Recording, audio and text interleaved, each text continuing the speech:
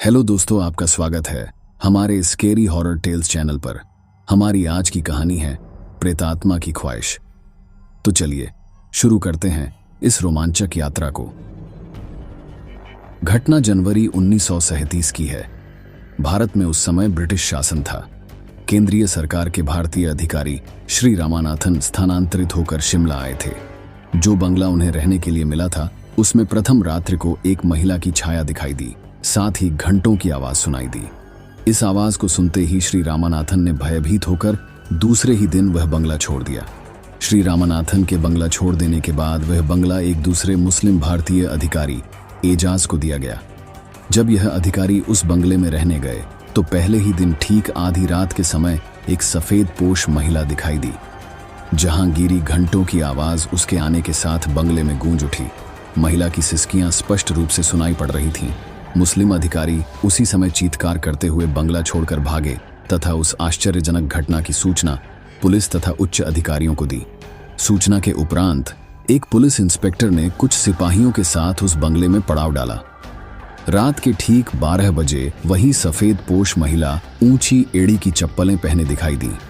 Police inspector ने revolver से लगातार 5-6 गोलियां उस पर चलाईं, किंतु उस पर कोई प्रभाव न पड़ा। पहले सिसकियां तथा फिर ठहाका मारकर हंसने की आवाज तथा बाद में जहांगीरी घंटों की आवाज सुनते ही इंस्पेक्टर के होश हवाश उड़ गए। पसीने से लटपट इंस्पेक्टर तथा सिपाही उस बंगले से निकलकर भाग खड़े हुए। इस घटना से शिमला ही नहीं बल्कि दिल्ली की केंद्रीय सरकार भी आश्चर्य में पड़ गई। इसकी जांच के लिए उच्च स्तरीय कार्यवाही करने का आदेश जारी किया गया। प्रेतात्मा के इस रहस्यमय स्वरूप का मजाक उड़ाते हैं अंग्रेजी सरकार ने दिल्ली से एक अनुभवी एवं साहसी इंस्पेक्टर श्री देवगन के नेतृत्व में एक पुलिस दस्ता घटना की जांच के लिए भेजा। इंस्पेक्टर देवगन ने सिपाहियों को बंगले के चारों ओर तैनात कर दिया तथा खुद डाइनिंग रूम की एक कुर्सी पर बैठ गए। इंस्पेक्टर देवगन के कुर्सी पर बैठते ही एक विचित्र बिल्ली उनके पास से उछल कूद मचाती कमरे में ही गायब हो गई।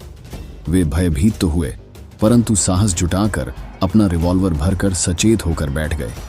रात के ठीक 12 बजे उसी सफेद पोश महिला की छाया इंस्पेक्टर देवगन को दिखाई दी। इंस्पेक्टर देवगन ने अपना रिवॉल्वर संभाला ही था कि छाया ने कहा, ठहरिए, आप एक नेक तथा चरित्रवान अधिकारी हैं। मुझ अबला पर बिना किसी कारण क्रोध क्यों करते हैं? वैसे आपका रिवॉल्वर मेरा कुछ नहीं बिगाड़ सकता है। यह सुनकर इंस्पेक्टर देवगन सहम गए तथा नम्रता से बोले, आप कौन हैं? क्या अपना परिचय मुझे देंगी? छाया ने कहा, मैं एक पीड़ित औरत हूं। क्या आप मेरी पीड़ा दूर करने में मदद कर सकेंगे? यदि आप वायदा करते हैं तो मैं आपको एक बहुत बड़ा रहस्य बताऊंगी। इंस्पेक्टर देवगन ने तुरंत कहा, मैं आपसे वायदा करता हूं, मैं आपकी परी मदद करने की कोशिश करूंगा। आश्वासन पाकर छाया ने अपनी दर्द भरी कहानी कहना प्रारंभ की।